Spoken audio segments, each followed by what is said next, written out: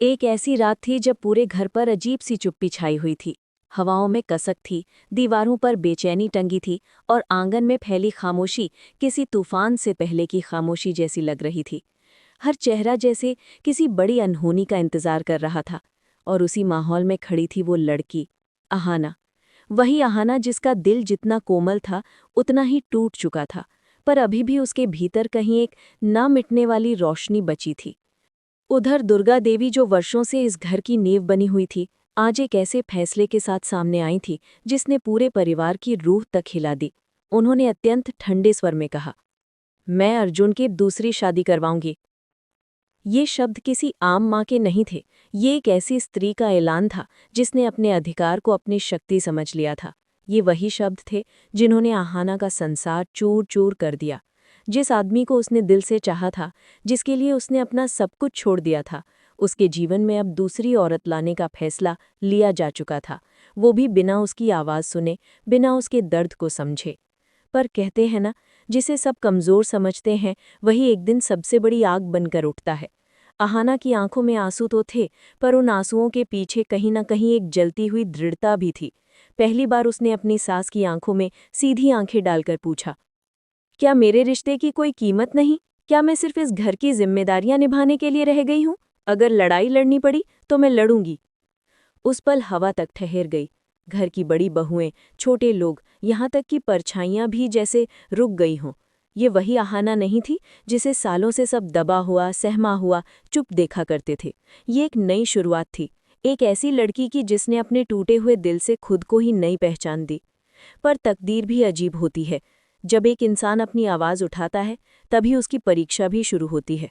उस रात अहाना अपने मायके चली गई, टूटी हुई, बिखरी हुई, पर खाली नहीं। घर की चौखट पार करते समय उसका मन तो हारा हुआ था, मगर उसके कदम धीरे धीरे एक ऐसी ओर बढ़ रहे थे जहां पर उसकी मजबूती जन्म ले रही थी। मामा जी ने उसे गले लगाया और कहा, टूटना बुरा नहीं होता, बस सही जगह जुड़ना जरूरी होता है। इन शब्दों ने अहाना की रूह में दबी आग को हवा दे दी। उधर ससुराल में मातम जैसा माहौल था। बड़े बुजुर्ग तक बेचैन थे। अर्जुन अपने कमरे में बंद था। कमरा जिसमें कभी अहाना की हंसी गूंजती थी, आज वहां सन्नाटा था। पर उसके सन्नाटे के पीछे एक ऐसा तूफान छिपा था जिसे वो खुद भी नहीं समझ पा रहा था। वो फट पड़ा। हर बार गलती मेरी ही क्यों? किसी ने एक बार भी मुझसे नहीं पूछा कि मैं कितना टूट रहा हूं इस रिश्ते में। उसकी आवाज में दर्द था, पर उसके दर्द में सच्चाई कितनी थी और झुंझलाहट कितनी, ये वो खुद भी नहीं जानता था।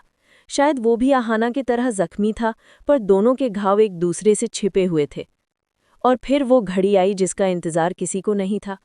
दरवाजे पर दस्तक हुई। पूरा घर जैसे जम गया। नजरें एक साथ उसी दिशा में घूमी। दरवाज़ा खुला और जो दृश्य सामने आया उसने सबको सांसें रोकने पर मजबूर कर दिया। अहाना दरवाजे पर खड़ी थी, थकी हुई, बिखरी हुई, पर उसकी आंखों में इस बार एक अनोखी चमक थी, एक ऐसी आग जो किसी और की नहीं, सिर्फ उसकी अपनी थी। उसके साथ आए मामा जी ने शांत पर सख्त आवाज में कहा, अहाना वापस आई है और इस बार वो चुप नहीं रहेगी। दुर्गा देवी को जैसे खुद पर यकीन नहीं हो रहा था, पर इससे पहले कि कोई कुछ बोलता, अहाना ने धीमे पर दृढ़ स्वर में कहा, अगर आप मुझे इस घर से निकालना चाहती हैं तो पहले मेरे हक छीन कर दिखाइए। मैं यहीं रहूंगी, इसी घर में, और अपने सम्मान की लड़ाई खुद लड़ूंगी। सन्नाटा फैल गया। ये वही लड़की थी जिसे सबने कमजोर समझा था, वही लड़ाई जिसे सबने एक तरफा माना था, अब दो तरफा हो चुकी थी।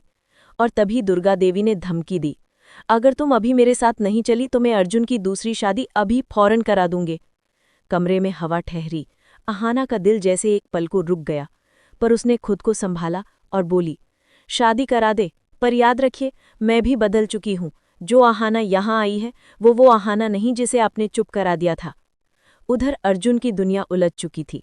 एक तरफ माँ का दबाव, दूसरी तरफ वो अहाना जिसे वो आज भी भूल नहीं पा रहा था।